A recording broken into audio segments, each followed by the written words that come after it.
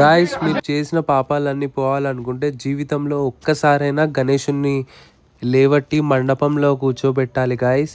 ఆ ఒక్క పని చేస్తే మీకున్న సకల పాపాలు దోషాలు అన్నీ వెళ్ళిపోయి మీ లైఫ్ ఒక కొత్త జీవితం మలుపు తిరుగుతుంది గాయస్.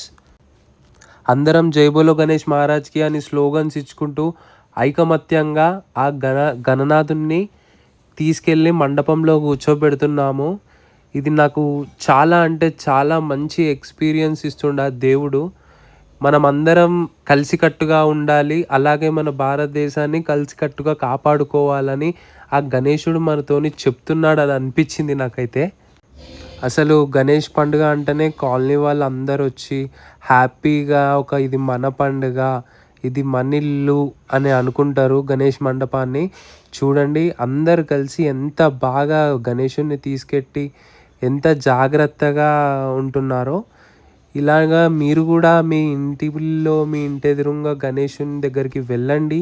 మీరు ఇంట్లో కూర్చోకండి, గణేషుని దగ్గరికి అయితే వెళ్ళండి గాయస్. అలాగే మా గణేషుని విజిట్ చేయండి, లోటస్ టెంపుల్ దగ్గర ఉంటుంది. చూడండి వినాయకుడు ఎంత కష్టపడుతున్నామో. జై బోలో గణేష్ మహారాజ్ జై. అందరూ చాలా అంటే చాలా అందరూ గట్టిగా చేస్తున్నారు పని. అందరు పని చేస్తున్నారు, చిన్నటి నుంచి పెద్ద వరకు అందరు.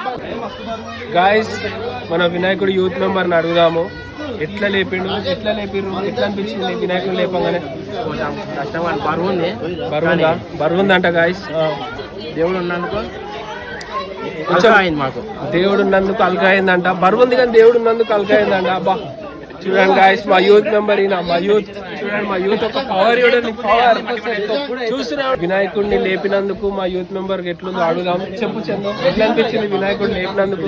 చాలా వెయిట్ ఉన్నాడు వినాయకుడికి. జై అంటే అల్కగా అయిపోయిండు వినాయకుడు. వెయిట్ ఉండు కానీ జై అంటే అల్కగా అయిపోయిండు అంట. చూడండి గాయస్.